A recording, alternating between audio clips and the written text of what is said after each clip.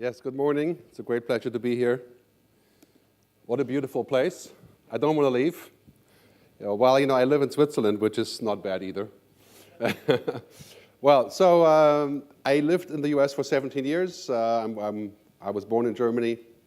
I live in Switzerland now, so I feel very tri-national, you could say. So when I talk about the US later, it's keep in mind with my green card. My comments on the U.S. economy and politics and so on. I have a few comments on society and technology. The last few years when I spoke around the world, I get this constant question from people. A, is the future going to be as terrible as it looks? Because a lot of people are worried about the future now. I think you can feel that. Not just because of the U.S. elections, but before that even. One major factor is that people are thinking that machines will sort of, run everything, reduce our jobs. And my view on that is, the future is better than we think. Because we tend to look at technology and get worried when we watch, X Machina or those kind of, but of course they're pretty far away from reality. Right? So the book has a provocative title. I actually think it's going to be Humanity on Top of Technology. And judging from what we discussed yesterday, that's kind of the consensus in the room. It's very important to keep that in mind because, basically in 10 years, technology will be infinitely powerful. I'm sure you've observed the exponential scale, which I'll show you shortly. But basically, roughly in 10 years, machines can do pretty much anything. Quantum computing, the possibility of really constant networks, the Internet of Things. So it's pretty safe to say, what people call the singularity. Roughly in 10, 15 years or so, we're going to get to that point to where computers and machines are capable, beyond our means.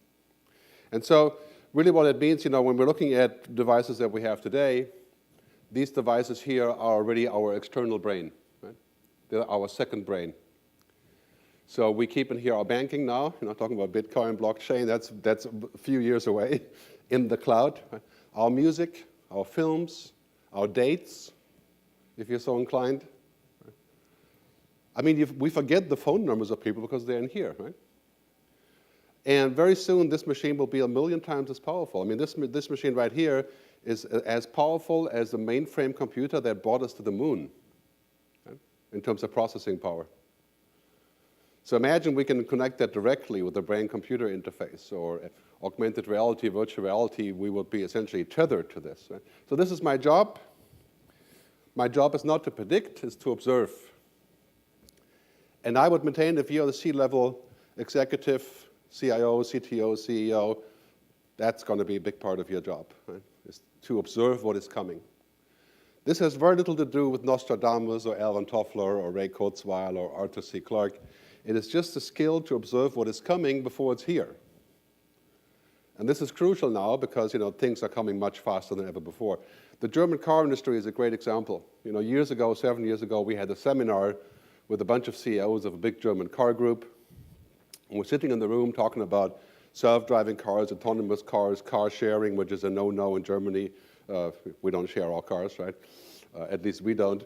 And in those days, it was 7 years ago, we had laughter in the room, talking about electric cars, autonomous cars, car sharing, It was just laughter. Ludicrous ideas. Today, the #1 initiative of every car company in Germany is to go towards mobility, not selling cars. It took only 7 years. Right? So seeing that coming is important, hence I'd like to say sometimes it's better if we assume less and we discover more. Right? Very common problem with my clients, I do a lot of CEO coaching, is that they're always looking on the left side into the same funnel that has proven to make money, which is natural, of course. Right? But we have to have a larger view. We have to look at what becomes possible because of technology, what works because of technology, and what will stop working because of technology. So hence the book, and I think you'll see in the book some of the chapters about what I call the mega shifts and other things. So this curve you see many times before, the exponential curve, it's an old hat. And Moore's law is kind of ending for computing. Some people would argue. But the bottom line is, we're now at the takeoff point of this curve. We're at the curve where things that sounded like science fiction are actually becoming science fact. Computers will understand language, natural language processing. That's pretty close to perfect. They can read images. They can translate text. Artificial intelligence is enabling machines to, parentheses, think. I'll talk about that in a second. So we're getting to the point where some of the stuff that we saw in science fiction movies, like Tom Cruise going inside of Minority Report, the data, that's actually possible now. And the interesting part is that it's not just one thing. It's also what I call combinatorial, which means that all the stuff that goes on in like 50 areas, from 3D printing to cloud computing to quantum machines, they're all influencing each other. Right? So it's exponential and combinatorial and interdependent. And that's how we shape our businesses now. I mean, if it wasn't for exponential and combinatorial, there would be no Uber, no Airbnb, there would be none of the things that didn't work because it didn't work. I started a company like Spotify. I used to be in the music business. I was a producer and musician. And I started a company like Spotify in 2003. And needless to say, it wasn't working because there was no real cloud to stream from. There was no iPhone. So we spent $20 million trying to find out how we can overcome this. Right? And a few years later, then Daniel Ek came up and used the theme of my first book, Music Like Water, to build Spotify. And Spotify has almost 100 million paying subscribers today. Right? So when the circumstance is right, then it just takes off, and it's just completely natural. But the bottom line is now we're going towards a time to where we are increasingly converging with technology. And we've come to the wearable computing. Most people are not so crazy about this. Like I don't really like an Apple Watch. I'm already way too busy with a mobile, so Apple Watch doesn't really do it for me. But the idea of connecting your brain to the internet, what's called the neural lace, Elon Musk. Where do we stop? So I have one simple question for you. Is this going to make us happy? Are we going to be happy when we connect to the internet directly? When we are transcending humanity, as some people would ironically say. Right? And what is happiness? Well, that's hard to define in one morning, right? But read the book, it's all in the book. But humanity will change more in the next 20 years than the previous 300 years. And that's not an overstatement. The kids of my kids will live to be an average of 100 years old. They will not know how to drive a real car. They'll just command it. They probably won't know what a book is. Definitely not what a CD or a DVD is. I mean, it's already basically true today. If you give your kids a CD for Christmas or a DVD, they'll call a therapist. Right? Because you're like hopelessly yesterday. Vinyl, that's different. That's cool. But so we're entering this world. Right? I wouldn't say necessarily the world of science fiction, but this is now almost a reality. Right?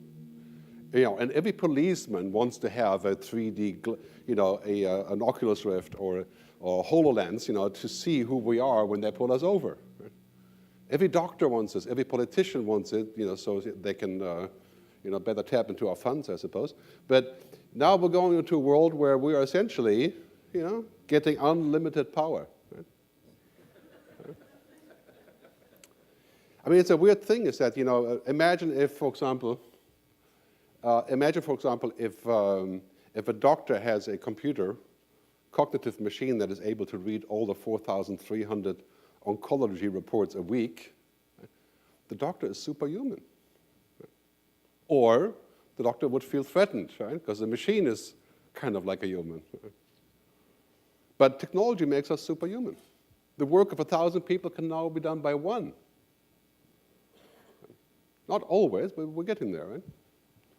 I mean, right today, machines are still pretty stupid, right? They can do some things well and other ones not at all. But you can see where this is going. We're teaching the machines how to do this. That's 5, 7, 10 years. I mean, cognitive computing will not work without teaching, right? So we have to take our time teaching the machines. But the bottom line is, we're moving into a world of cognitive systems. Not everywhere, but quite clearly machines will no longer be primarily programmed. They will apply deep learning and learn what we missed. I mean, a doctor can't possibly, read all that stuff about the latest things. A computer can read 1 million books a minute. But if the computer reads 1 million books a minute, and I feed the computer the whole library of philosophy, would the computer be a philosopher? Well, the answer is obviously not. He would know a lot of things about, or she in most cases, right, would know a lot of things about what's in the books, but would they actually comprehend the meaning of it? Would they make the connection? Unlikely. And I would argue it's not needed. It's plenty if the computer has all the data and they can give us zeros and ones as an output, because we can do so much with that. We don't need the computer to be sentient, right, to actually understand us. So I'll give you some examples. I think, we're moving into a world where machines can hear us, they can see us, they can understand us, they are taught. We're only a year, 18 months away from 100% of natural language understanding. You know what that means is that it's game over with inputting with the keyboard or downloading an app. We just say, hey, I want to get married, give me a suggestion. Right? I need to invest $10,000, eco-friendly investment, boom, done. Right? That's just around the corner. Imagine how that will change customer service. If the airport closes in Chicago, no more phone calls. You go to your bot and say, hey, rebook me, done. Because the bot knows everything about you. So that's all very close, and I would say, sometimes I say, we're living in a world where everything that used to be dumb, home, city, energy, transport, is getting smart. We sometimes jokingly call this a smart converter. There's some statistics say it's roughly a $60 trillion business is to make the dumb things smart. And you're all in that business, so you know what I'm talking about, right? I mean, this is huge. But we should stop at a certain point, because not everything should be smart.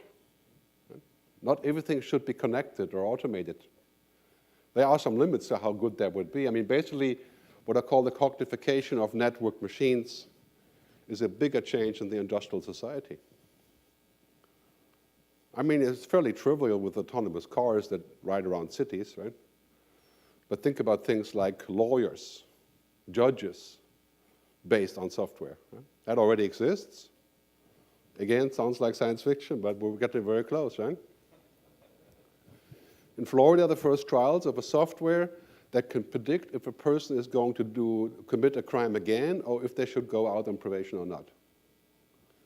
And that is a judge's job, usually, right? So I don't know who makes the software, because their argument would be that the judge may have had a bad day, or be tired, or feel grumpy, or have a bias. The machine wouldn't.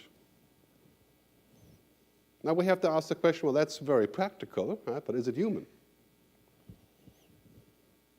Wouldn't it be better if the judge actually used the stuff from the machine, right, to become a super judge and be faster, but still make his own decision? And would that be practical? It could be the same problem that we have with airlines, with pilots. The biggest problem is the handover problem. Your computer says, I'm done, I can't go any further, take over. And the pilot has 0.4 seconds to decide. Humanly impossible. So that's all the kind of things that we're going to go into this future. And basically what's happening is every digital company, every internet company, every company that works with data is working on this, the global brain. In fact, Google has a project called the global brain. I looked the other day, there's like 25 brain projects. Every data, everywhere, everyone. And so soon the question will no longer be if technology can do something, because the answer will be yes. Today we're sitting here and saying, oh, it's going to be too expensive, maybe it doesn't work. How much do we have to redo our IT systems and so on, everyday problems. But in the future, not too far away, 5, 7, 8 years, technology can do it. The answer is always going to be yes. Because, the curve is like this. So the key question will not be if we can do something, because if we just can. The question will be why.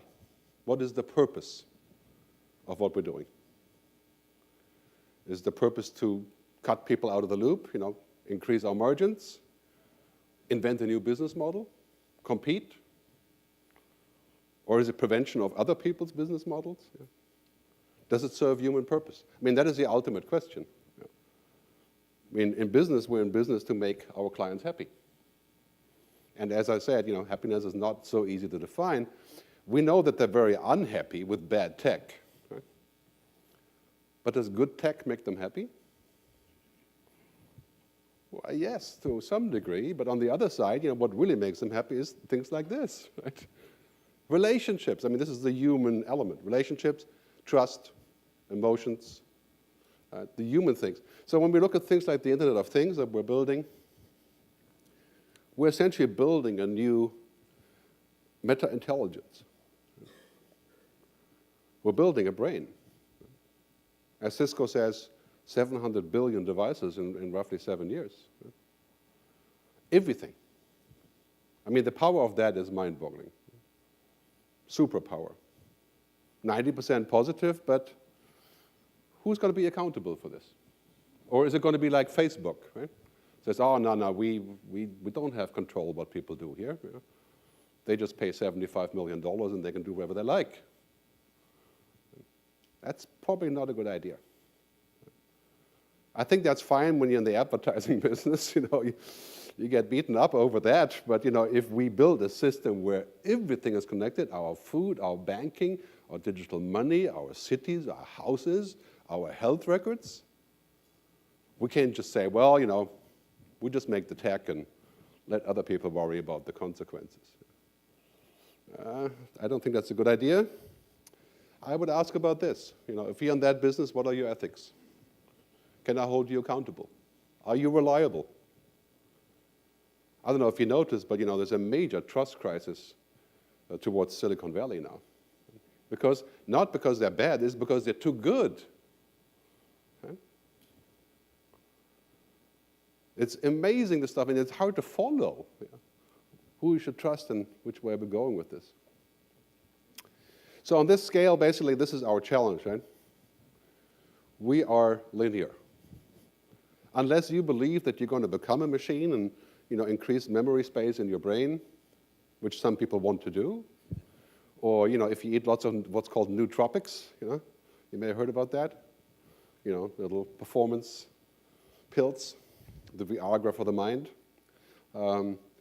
We are just linear. We're not going to be like machines. And in a very short time, machines will go way, 30 times in the exponential curve is 1 billion. 30 times is 1 billion.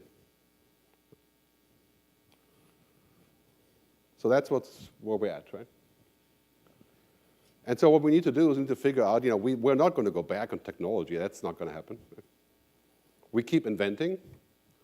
And after all, it's us who invent it, right? But we're going to have to catch up with our rules and ethics and society. Right? So the definition of ethics really is the difference between what you have a right or the power to do and what is the right thing to do. I mean, look no further than Washington just the last couple of days, right? That's exactly what this whole debate is about. They have the right to do whatever they want and make money any which way they want, but is it the right thing to do? I mean, that is the key question. And it transcends the business model and, mere thinking of profit. So, technology really is what I call hell then. Hell and heaven. That is also not new. I mean, every technology is like the television is hell then, right? 6.5 hours a day, the average American watches television, right? 6.5 hours. It's hard to believe because I don't, but I'm not American, I guess. But so, I mean, technology is mind-boggling. I mean, think about genomic editing of the human gene, right? DNA editing, what's called programming the human body, right? Reprogramming. Right? If that works, well, that could be fantastic. We can solve cancer. But we'll have super soldiers. How about that? That's probably not such a good consequence. So we can make, nice things that can be used as a tool, like social networks. They're kind of like social bombs. Or we can actually use that for warfare. Right? quantum computing, AI, virtuality, genome editing. And so how do we keep one from the other? I mean, this is obviously the ongoing battle, I think, in technology. Who is ultimately going to be what I call mission control for humanity? Who decides? Is mission control for humanity just a question of profit? Well, it can't possibly be, because if it was for profit, we would do whatever makes money, and that would be the end of the road for us. AI, genome editing, geoengineering. So how are we cautious but don't, stifle innovation? That's a major challenge for us. So in this world, as machines are getting smart, lots of opinions have been voiced about what happens with that, But some people say it's going to be game over for humans. Like Stephen Hawking just yesterday said that again, Hawking, who I admire, but I don't quite agree with that. I think Elon Musk has said several times, we need some sort of regulatory oversight at the international level to make sure we don't do something foolish. I tend to agree with that, but I would also boil it down to more of a simple headline. I think the most promising future is one where we don't postpone innovation, but we also don't dismiss the exponential risks as somebody else's business. In other words, we just keep inventing, and we say, well, if somebody abusing us, let the FBI worry about it. Or somebody else going to fix it. So now you see all tech companies that are inventing in the space of IoT and AI to also think about the unintended consequences, what's called the externalities. Right? I mean, imagine if we hadn't curbed the zealous oil companies, we'd have drilling towers right here. Right? That's called an externality. Right? We don't want this with AI. We want to be careful about where we're going without preventing it. So the key question really is what's going to happen with humans and machines. Right? We are going to this future. We are already here. All of you are glued to your mobile phones whenever you can. So am I. But it's still a bit like, it's outside of us. Imagine when that moves really inside of us and we can connect directly. There's already sort of a tag in the US that's being used to describe the future of work, which is wired or fired. Right? So you're either always there or you're not there at all. Right? That is your choice. So is the future going to be like this? I always like to say that, I'd like to be smarter. I think that's a good idea. But really, in the end, I would prefer to be more human. I think that's being smarter is a game I will lose. I was the other day at one of the big providers of AI-based machines, and I asked the machine what the future of Europe was, and she gave me a 10-minute talk about the future of Europe. I'm like, that's my job, you damn machine. Right? Well, I realized that's actually not really my job. My job is to go beyond what the machine can pull together in information. Information is a commodity. We reach in the end of the knowledge economy where we know more than our clients. Well, that's not going to last, right? Because the client can just speak to a machine. Machines are dumb now, but give it 5 years and they will figure this out. So we may be the last generation of unaugmented humans. The last people that know what offline actually means. When we talk to Gen X, 20-year-olds, the other day I was in Zanzibar with my younger son, and we were on the beach and enjoying the sunset, and he pulls out his mobile and he hits the button and nothing happens, and he says, what's wrong with my music? Well, the answer was, no internet. Right? He had never in his life been anywhere where the button didn't work. Right? So that is like breathing. Right? But should we be like this as a result? Right? Should we? Right? I don't think that's a very good destination for us, to connect directly, to become superhuman. So here's the key question that will keep you up for a few days. How computable are we?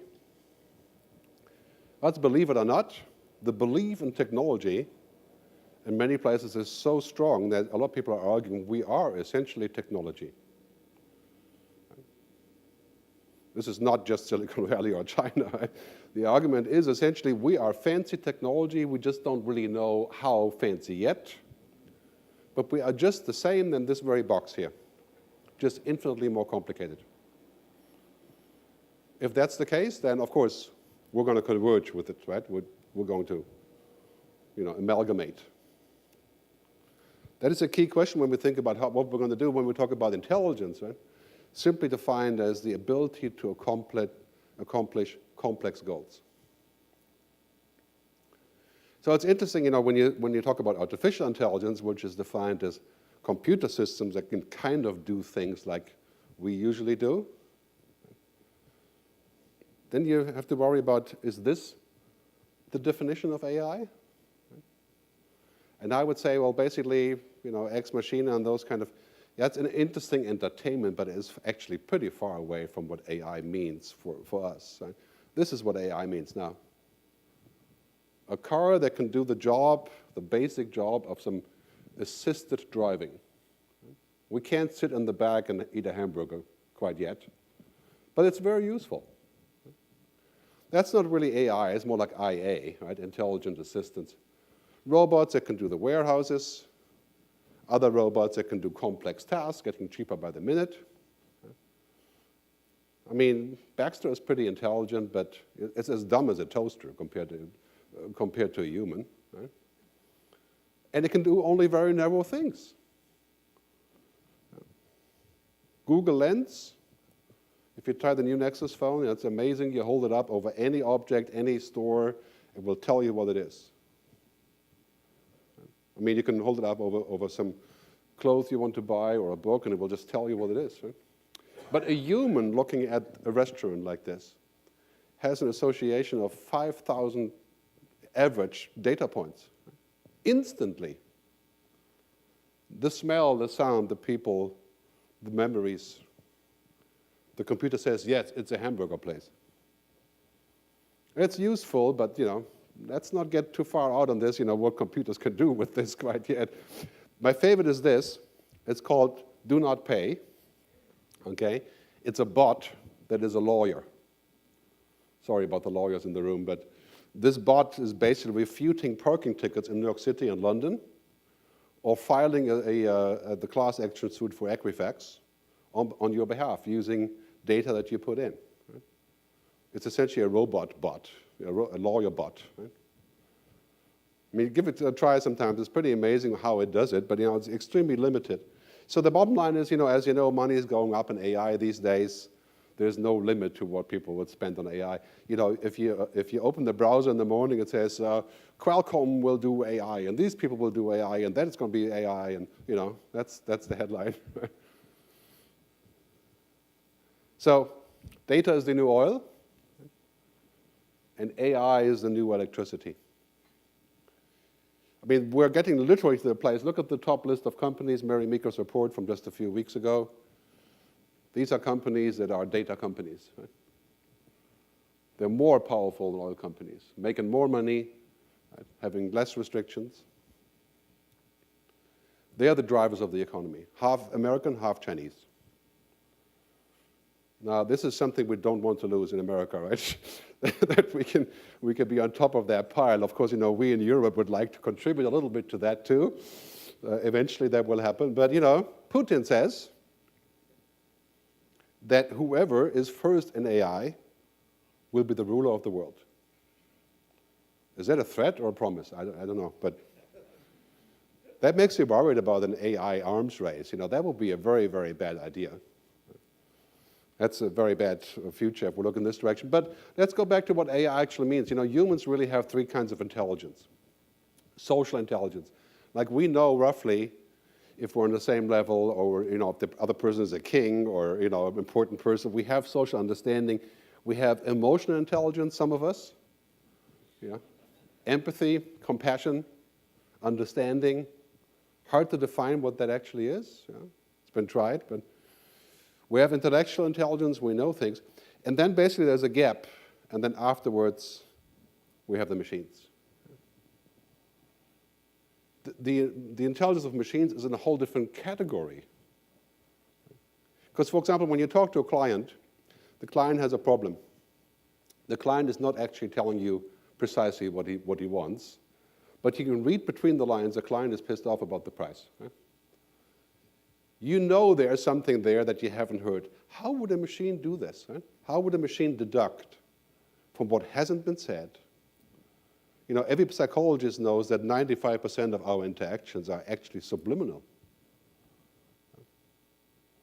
Very hard for a machine to do that.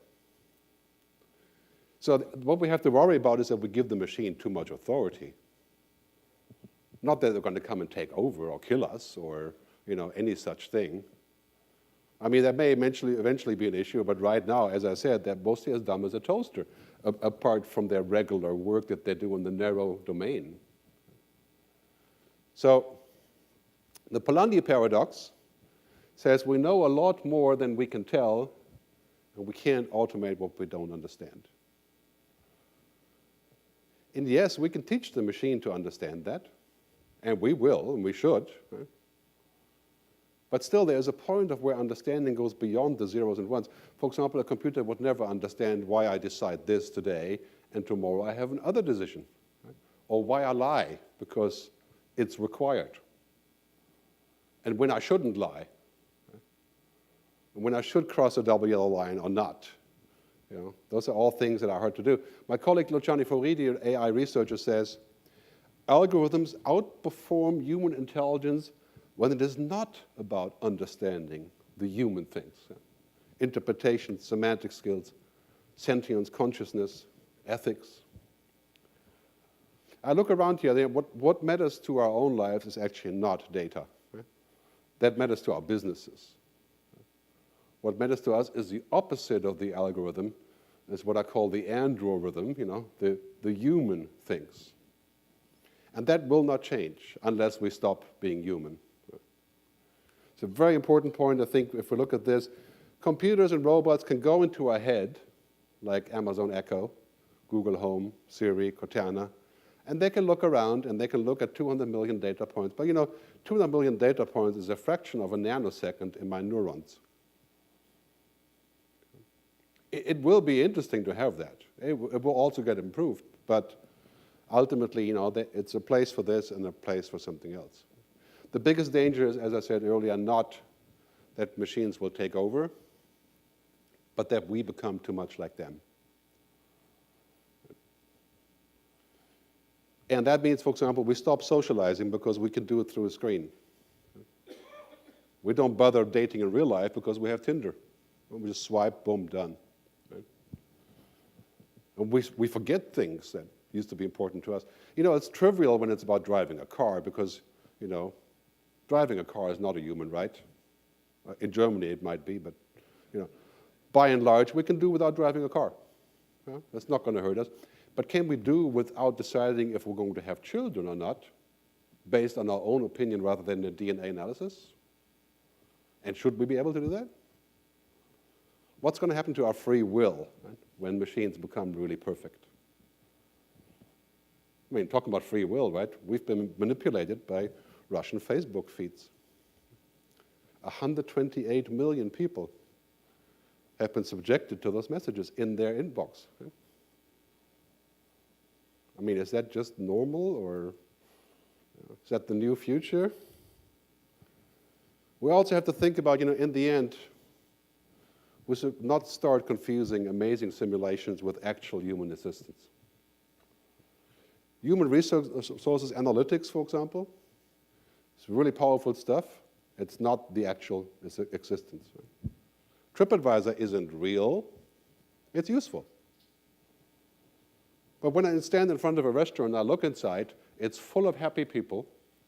I go on TripAdvisor. TripAdvisor says, no, it's the worst place in town. Right? Do I go somewhere else just because of that? You know, I would be stupid to do that. I would rather wait. But yet people do that. Right? Trust the machine more than what they see. So in this future, we're going to talk to machines. That is basically a given. That's a huge business opportunity. You know, natural user language interfaces, bots, and so on. Here's a short clip.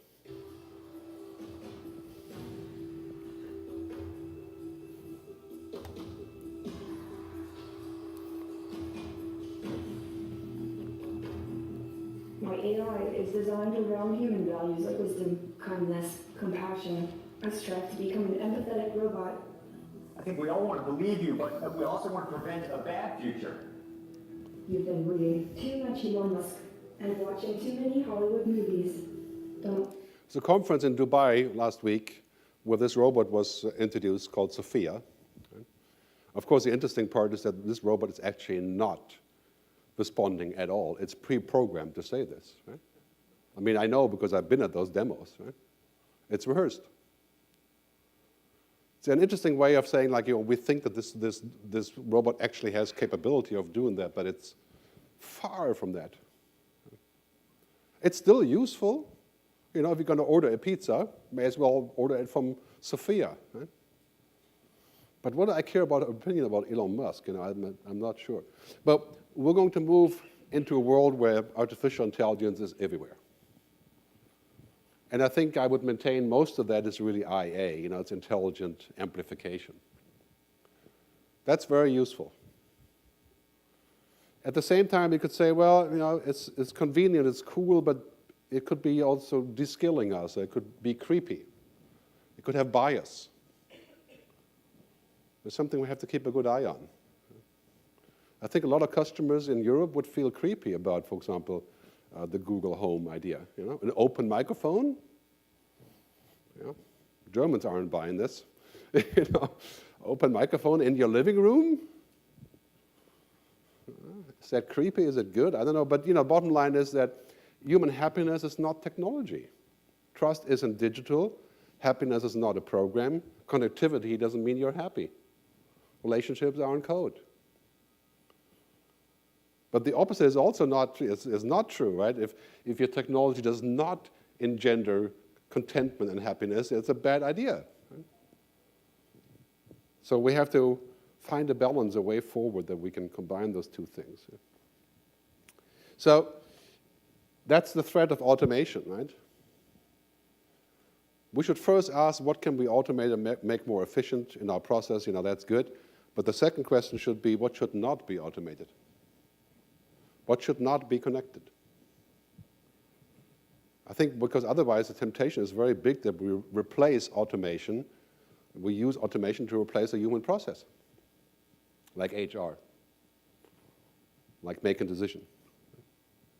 So this is what's going to happen with our jobs. Of course, there's been many discussions about jobs becoming extinct, and that is a huge challenge for our society, and one that America is not prepared for at all.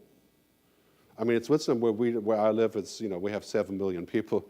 We don't have 2 million people driving trucks or so, right? 16 million people in the U.S. drive a car or a truck as a job. Automation will not easily replace all of them, but a good 5 million maybe initially. So this question pops up all the time. Are humans the horses of the digital era? Some of you may still have horses for fun, but horses used to be everything. We'd have a horse for transportation, and now horses are useless. Right? So sometimes I like to say jokingly, if you can describe your job, it will be automated. Right? Take the test. Right? It's really interesting when you talk to people and say, what do you do? And they have a hard time telling you, well, they're safe. Right? Well, the bottom line is anything with routine is going to be automated. And this is the future that we have to face. Anything that can be digitized or automated will be. If you have kids, don't let your kids learn anything that is routine, whether it's programming or bookkeeping or financial advice on the bottom level. And the reverse, of course, is also true. Anything that cannot be automated or digitized or robotized, virtualized, becomes extremely important. That's why we're here. So we should give humans more credit when it's about the future of work. We are going to lose a lot of tasks to machines. I think machines will replace our tasks, not our work. We have to move up the food chain. This will be very hard to do for a cab driver. There is no food chain after driving. Right? But generally speaking, we're going to discover new jobs that are more emphasizing these kind of ideas, what I call the algorithms. So let's talk about digital ethics, and then I'll wrap up with a couple of summaries. First, we have sort of an increased future shock today. Right? Future Shock was a book by Alvin Toffler, but people feel worried about the future because all these things are happening. It's just insurmountable amount of things. Right?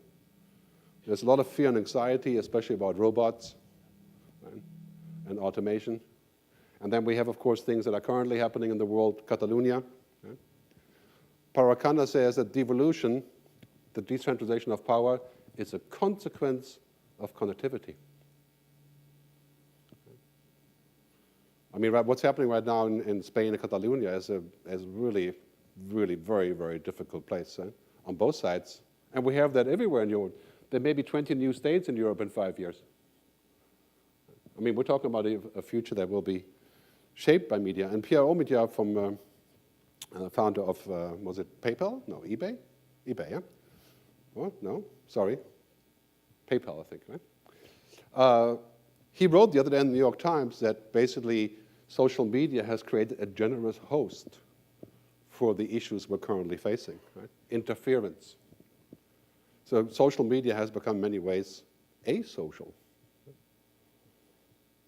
And it's an interesting angle. We're talking about this every day now when we're looking at Facebook and all the current issues. Like Facebook is the best performing technology stock in the entire sector. At the same time, Dianne Feinstein, who is not known for criticizing tech, she said yesterday in Washington that Facebook has created these platforms and now they're being misused, and you have to be the ones to do something about it, or we will. Now that is one serious threat from a senator that's usually exactly the opposite. The bottom line is now that technology companies are responsible for what they create, becoming responsible. And I think this is a very, very big change in our overall story because ultimately, this is what it's all about. Elephant, no, just kidding. Trust. Right? I mean, we are literally sleeping at the foot of the elephant when we use technology. And, we trust that they will catch us.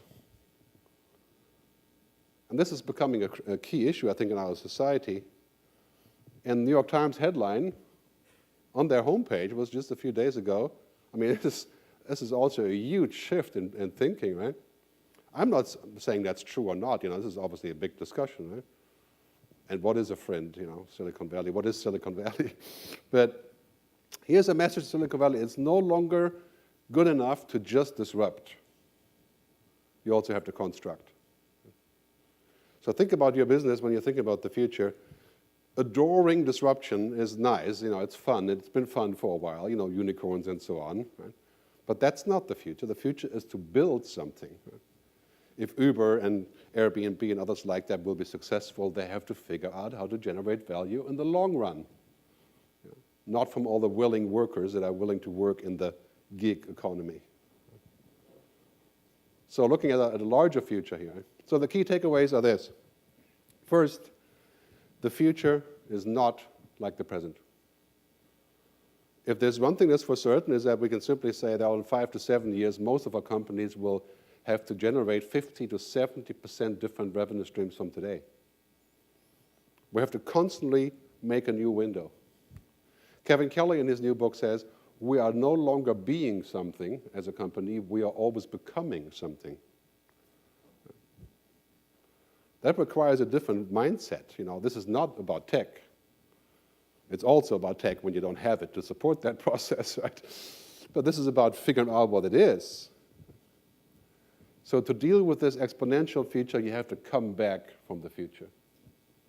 This is an approach I use with my clients. We don't say we're going to take today's business and just amend it a little bit, put a Band-Aid on and make maybe a new arm or something. We move into the future.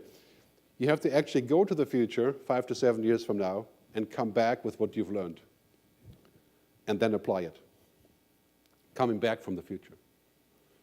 What do we know about the future in 5 to 7 years? Well, if you sit down for a week, you think about 5 to 7 years from today, you'll have pages of stuff that is certain to happen. Right? The end of oil, cognitive computing, language understanding, automatic translation, image understanding. I mean, all the stuff that we see every day around us. So it's very important. We have to expect huge shifts in business paradigms and economic logic, and I would submit most of that is good. This is Switzerland last year. We had a vote on the basic income guarantee, which is basically a measly $2,700 a month, irrespective of how much work you do. 26% of Swiss people voted for this. I mean, if we had that vote here, it would be 0.00. I think that's ultimately a destination that we're going to. Elon Musk agrees, automation will make that kind of idea probably mandatory in the near future. So we're moving into a world where this is becoming the new paradigm of operations. Right? People, planet, profit. And we've talked about this for 50 years. Didn't happen. There was no commercial room for it. But clearly now, if we don't think about people, planet, profit, we just think profit. Think about AI and human genome editing, geoengineering. That would be the end of it. Right? Quite simply put. Right? We have to think larger. And as a business, you have to think about that paradigm because that is the new measuring stick for the stock market in just a 5-7 year time frame. In fact, I predict there will be a new stock market for companies that think like this, like a NASDAQ for a triple bottom line. So how do we understand this future? It requires some wisdom. That is so crucial. And you are here in this room to gather wisdom, in the conversations that we're having. 4 things. Observe. Observe the future. 5% of your time should be spent with looking at the future. Not 50 years from now, 3, 4, 5 years, the immediate future. Understand. Understand requires listening. You can talk to your kids, but you don't really understand because you haven't listened. And that's hard to do. Imagination. This is your number 1 weapon against unemployment. Computer has no skill of imagination. Yeah, they can predict things based on data, but can they actually create? They can write a piece of music. That's a simulation. Right? Finally, act on foresights. Jeff Bezos acted on foresights when he made the Kindle. Nobody asked for the Kindle. So that's really crucial for us for our future. Crucial skills, I'll skip this because we're a little bit out of time here, but the World Economic Forum roughly says that these are the new skills we need: critical thinking, creativity, emotional intelligence. I haven't skipped it after all, I suppose. But anyway, that's our brain today, right? And half of that brain will be taken over by machines because machines will learn the left part, the logical part, that part of our brain will be accomplished by machines in the next 5 to 10 years. And that is, of course, a very old definition of the brain. It doesn't really exist, the left and right. But the crucial skill is, we have to get used to the fact that machines can do this. I have to move on, moving to facts that only us can do, and that includes emotional intelligence. And we should not focus so much on efficiency. If you're worried about efficiency and you want to use tech to be efficient, that's great. But, that's a 5-year window, and then you are efficient. Focus more on efficiency and more on creating new values, human values. Use technology to create human values. That is the ultimate goal. Because nobody can replace you if you have human values. Everybody replaces you when you're just technology. So that's a very important lesson I think that we can learn. We have to put the human back inside of our technology. I mean, if you can automate and make things more efficient, by all means, you should do that, of course. Right? But don't do it on the cost of taking the human out. Because your value goes like this. I mean, humans are about relationships. And, so that's our future. We have to decide which part you're playing on. Technology can be both. Can be evil, can be great. Where do you position yourself? That is the key question. every time you launch a new software, a new product, you invest somewhere, you have to ask the question, is this going to be positive for human flourishing, for my clients, for my customers? Not just in the sense of the bottom line, right? But in a larger sense. That's how value is being generated in the future. So we have to look at this future as having two things, technology, algorithms, and humanity, and what I call the androrithms. That is our mix. That is inevitable. And we have to invest in both. I mean, it would be foolish if we weren't investing in technology. But I would submit it would be more foolish if we weren't investing in people, removing people from the food chain. So I'd like to paraphrase Steve Jobs, rest in peace. Stay hungry, stay human. Steve Jobs said, stay hungry, stay foolish. I guess that's the same thing, right? So that would be my appeal to you. Stay hungry, stay human, and read the book for more. Thanks very much for listening.